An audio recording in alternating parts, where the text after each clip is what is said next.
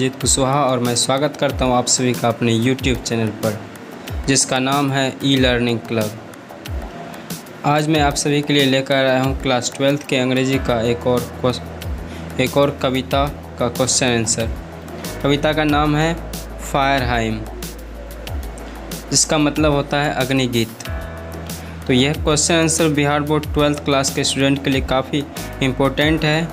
ये short question है जो 2 मार्क्स का हर बार परीक्षा में पूछे जाते हैं। तो इस क्वेश्चन आंसर का PDF मैंने डिस्क्रिप्शन में डाल दिया है, आप लोग वहां से डाउनलोड कर लीजिएगा। तो चलिए बिना देर किए हुए इस वीडियो को स्टार्ट करते हैं।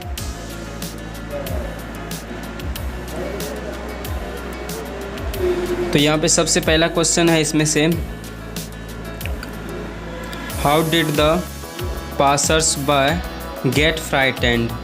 यहाँ पे सबसे पहला क्वेश्चन पूछ रहा है यहाँ पे कि पासर्स बाय मीन्स होता है राहगीर, फ्राइटेंड मतलब होता है घबराना या डरना। तो यहाँ पे कह रहा है कि जो है पासर्स बाय जो थे यानी राहगीर जो थे वो क्यों भयभीत हो रहे थे। तो आंसर देखते हैं इसका। According to the poem there is a burning ghat. इस कविता के अनुसार एक बर्निंग घाट होता है यानी एक शमशान घाट होता है। Where a dead body of man is cremating, जहाँ पर लाशों को जलाया जा रहा था। The light was burning creates phosphorescence. तो वो जो शमशान घाट का जो लाइट था यानी प्रकाश जो था वो फास्फोरसिन उत्पन्न कर रहा था, यानी जो है चमक उत्पन्न कर रहा था। All the passers by are frightening to see it. और जो कोई व्यक्ति उधर से गुजरते थे राहगीर, वो उन प्रकाश को देख करके काफ़ी भयभीत हो रहे थे। तो ये था पहला क्वेश्चन। चलिए हम दूसरा क्वेश्चन की तरफ बढ़ते हैं। Why does the speaker reveal his religious identity. तो यहाँ पर जो है दूसरा क्वेश्चन पूछा गया है, why does the speaker reveal his religious identity. इस कविता में स्पीकर यानी कवि ने अपनी धार्मिक पहचान को क्यों व्यक्त किया है। तो चलिए देखते हैं। The speaker of this poem belongs to a Parsi family. यानी इस कविता का जो कवि है केकी अंदारू वाला, वो एक पारसी फैमिली से बिलोंग करते हैं, एक पारसी परिवार से हैं। In which the fire is considered as a god. और उसके धर्म में यानी पारसी धर्म में फायर को यानी आग को ईश्वर की तरह समझा जाता है। He does not cremate dead body to the flame. वे लोग यानी पारसी लोग जो है अपने लाशों को आग में क्रीमेट नहीं करते, आग में दहन नहीं करते हैं। He takes the dead body on the tower of silence. वो लाशों को ऊंचे टावर ऑफ साइलेंस पर रख देते हैं। He takes the dead body on the tower of silence, यानी वो लोग जो है लाशों को ऊंचे टावर ऑफ साइलेंस पर ले जाते हैं। Keep it down to destroy. और उस टावर पर जो है उस लाश को रख देते हैं डिस्ट्रॉय होने के लिए यानी नष्ट होने के लिए। इस प्रकार से वे लोग जो है लाशों का दाह संस्कार करते हैं। तो ये था दूसरा क्वेश्चन। अब बढ़ते हैं तीसरे क्वेश्चन की ओर।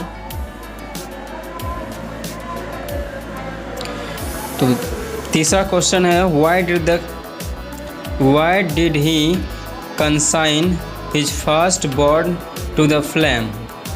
तो यहाँ पे क्वेश्चन कह रहा है कि जो है कि व्हाई डिड ही कंसाइन मतलब होता है कि हवाले करना, किसी चीज़ के हवाले करना। Why did he consign his first born to the flame? तो यहाँ पर क्वेश्चन कह रहा है कि जो है वह कवि अपने फर्स्ट बॉर्न को यानी पहले बच्चे को आग के हवाले क्यों किया था? According to the poem the speaker consigned his firstborn to the flames because the nearest tower of silence was 1,000 miles away from his house। तो यहाँ पे आंसर है अकॉर्डिंग टू द पोएम, यानी इस कविता के अनुसार the speaker consigned his first born to the flame, यानी कवि ने अपने फर्स्ट बॉर्न यानी पहले जन्मे बच्चे को आग के हवाले कर दिया था, क्योंकि because the nearest tower of silence was 1,000 miles away from his house, क्योंकि नज़दीकी टावर ऑफ साइलेंस उसके घर से हज़ारों मील दूर था, इसलिए वो अपने बच्चे को यानी मरे हुए बच्चे को टावर ऑफ साइलेंस तक नहीं पहुंचा पाया और उन्होंने आग में जला दिया। So he could not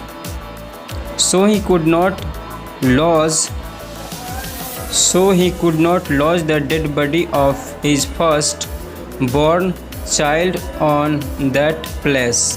तो इसीलिए वह जो है अपने बच्चे की लाश को उस स्थान पर नहीं लेकर पहुंच पाए।